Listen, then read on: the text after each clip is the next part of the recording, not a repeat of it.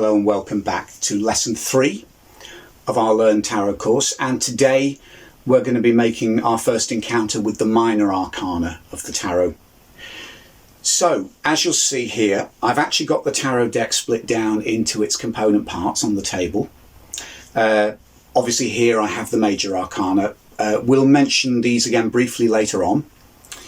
But for now, you can see with the Minor Arcana, I've got 8 piles of cards here.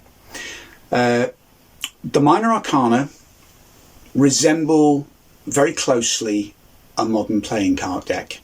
There are 4 suits with court cards. Now, the one thing that sets them apart is that the Minor Arcana has 4 court cards per suit, as opposed to the 3 that we're used to seeing in a playing card deck.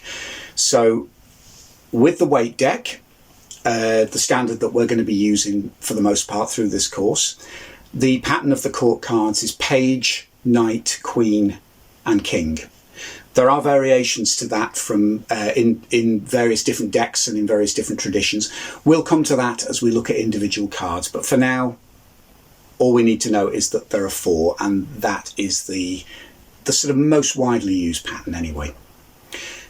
So 4 suits with 4 court cards apiece.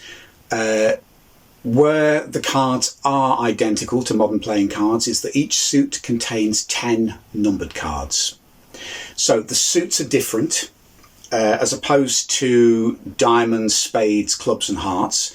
We have the suit of pentacles, which symbolises the element of earth. We have the suit of swords, symbolising the element of air. The suit of wands, symbolising the element of fire. And finally, the suit of cups, symbolising the element of water. So the 4 elements within the Minor Arcana are of the utmost importance. It's what the elements symbolise in human terms that matters. Earth within the suit of pentacles represents basically our physical existence. So in practical terms and traditionally, that suit has always represented money matters, but it also represents health matters, our physical being, our actual bodies. It can represent anything practical and the physical environment around us.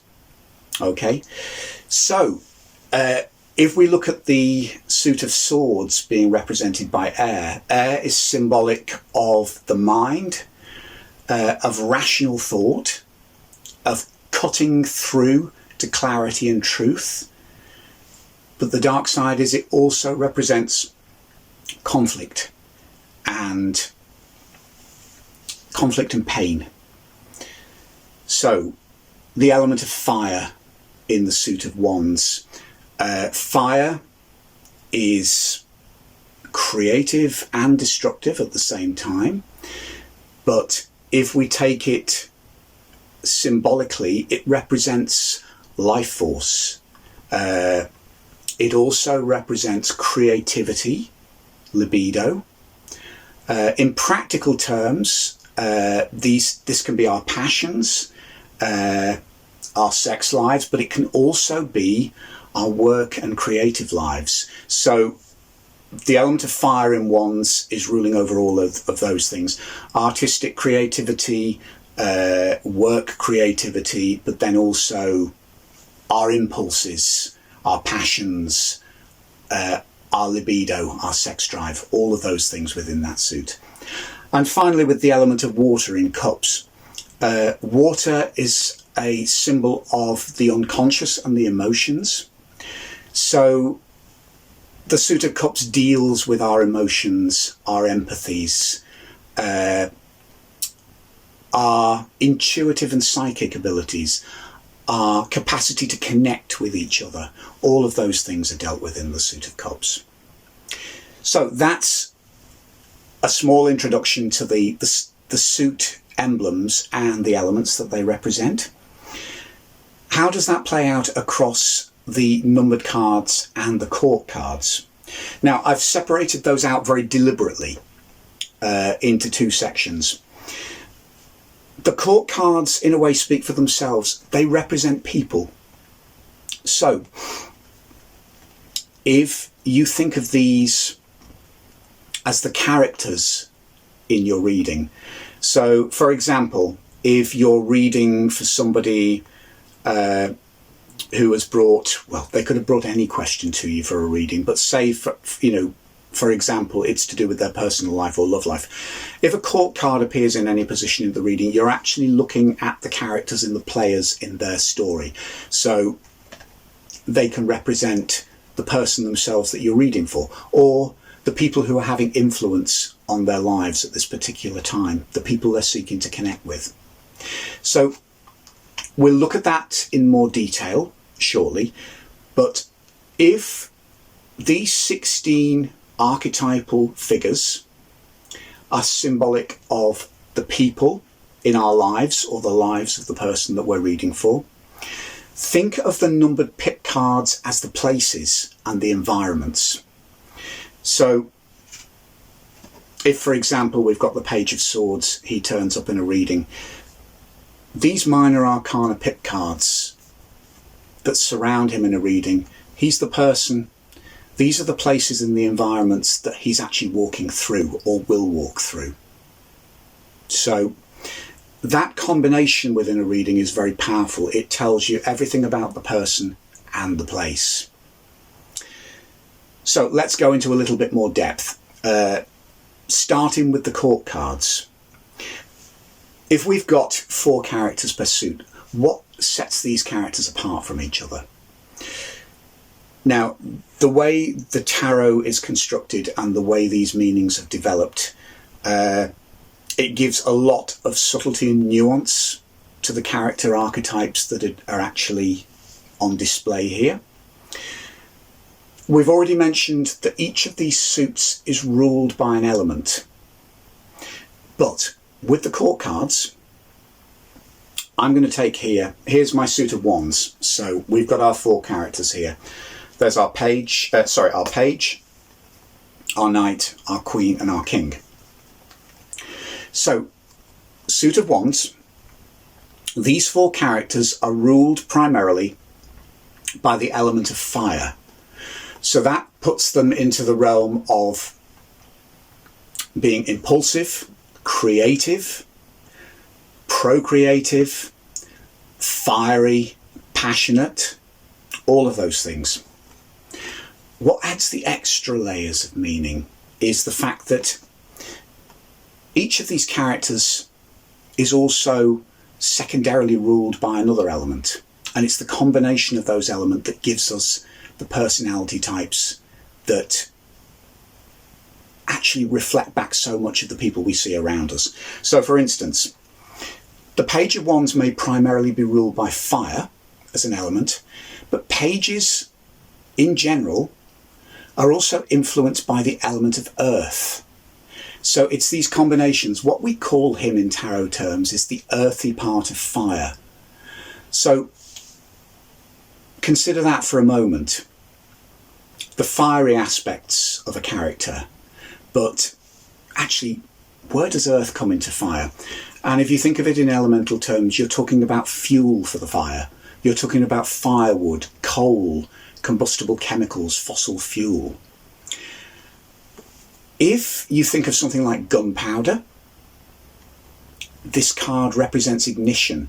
So as a page, you're talking about youth. He's the youngest figure. But then there is a catchphrase that can go with this card, aka light the blue touch paper. So what you immediately have is combustible fuel, and in personality terms, that makes somebody very volatile indeed. But also, this is a youth figure. So what we're dealing with is the volatility of adolescence, the volatility of immaturity, that initial ignition of creativity.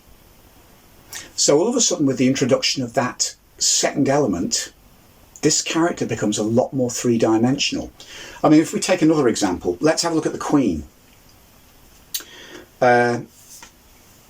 Queens, regardless of their actual suit element, are also reigned and influenced by the element of water.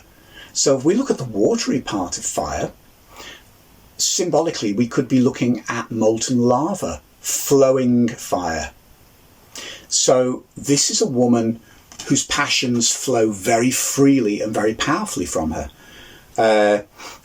Water is a feminine element, and bear in mind that water also has the connotation of feelings and emotions.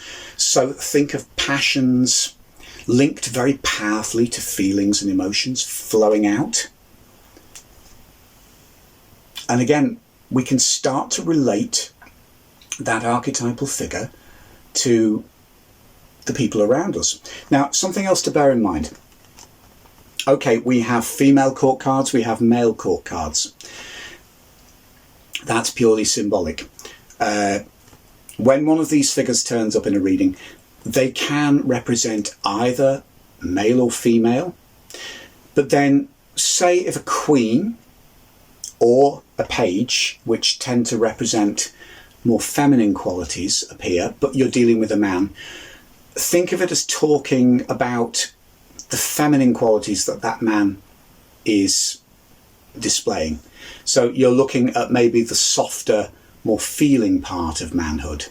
And likewise, if a king appears and it's denoting a woman in your reading, think of the more masculine, assertive qualities within that woman. There is a lot of flexibility within these, but hopefully from that you can begin to see that what these 16 cards give us is a pattern of personality archetypes. So when they actually appear in a reading, once we look at that card and we're remembering the individual archetypes and personality aspects that that card represents, the question that's going on in our mind is, who does that remind us of? Who does that represent? You know, do they look familiar? Have I met someone like that?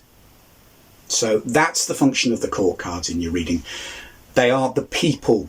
They're very much dealing directly with the people in your life or the people in the lives of the person that you're reading for.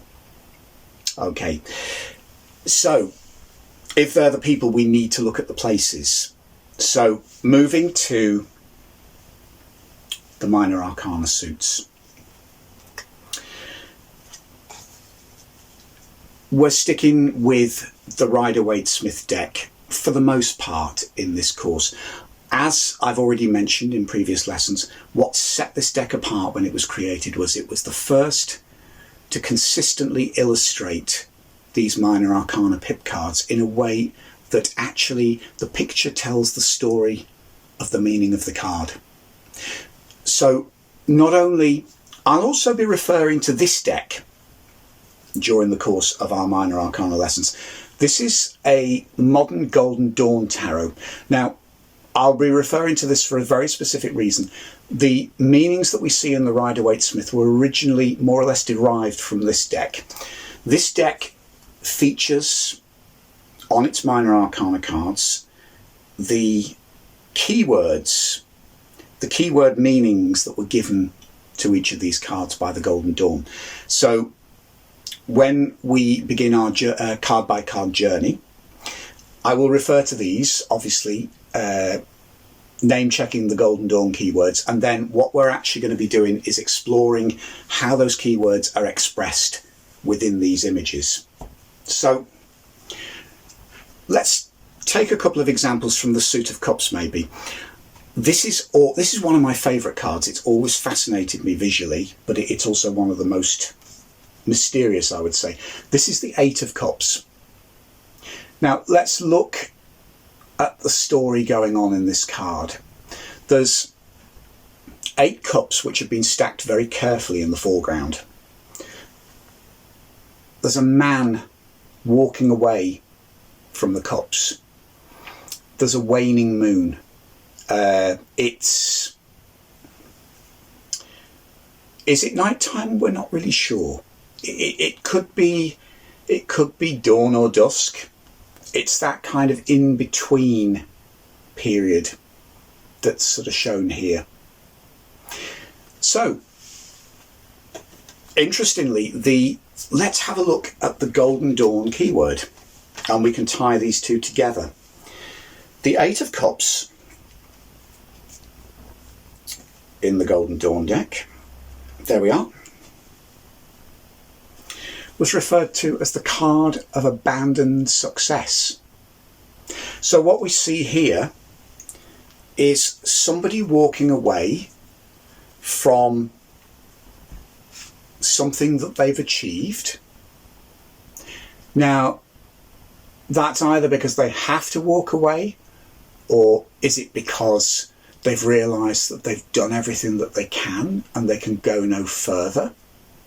The waning moon, you know, it shows the moon in the final part of its cycle. So again, it's a symbol of a situation drawing to its close. So likewise, all of these cards, they're almost like Pamela Coleman Smith was actually a theatre designer. That was one of her other occupations. You'll hear me talking about stage cards quite a lot through the course of this. A lot of what she designed was very much influenced by her theatre experience, and you can see that with some of these cards, they are literally stages, because the foreground is just a flat stage, the background is a backdrop, and this kind of takes me back to the saying in Shakespeare that all the world is a stage, and that very much applies to the numbered pip cards of the Minor Arcana. They all show snapshots of life. It's almost like a play frozen into an image. There's a little drama going on in each of these cards. So they represent environments, personal dramas, personal circumstances enacted, places, influences. So what happens when we put these two together? You can begin to see we've drawn a card that represents a person. Now, next to this, it shows us that this person, this immature person, or a person at the beginning of their emotional journey, whether they're a literal adolescent or child, or whether it's just somebody who's turned a page and who is beginning a new journey and is perhaps having an emotional awakening and going through an emotional growth process, they're in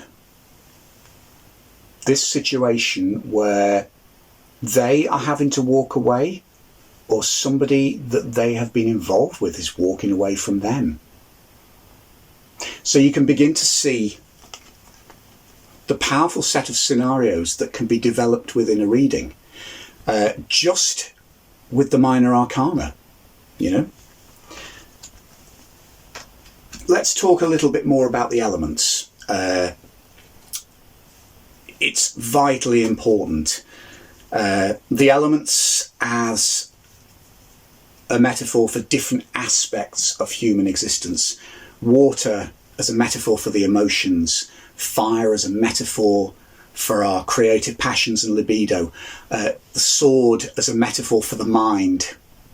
The rational, critical mind. And the pentacle as a metaphor for the earth, for the body, and for the physical world. It takes each of these theatrical scenes into a different realm.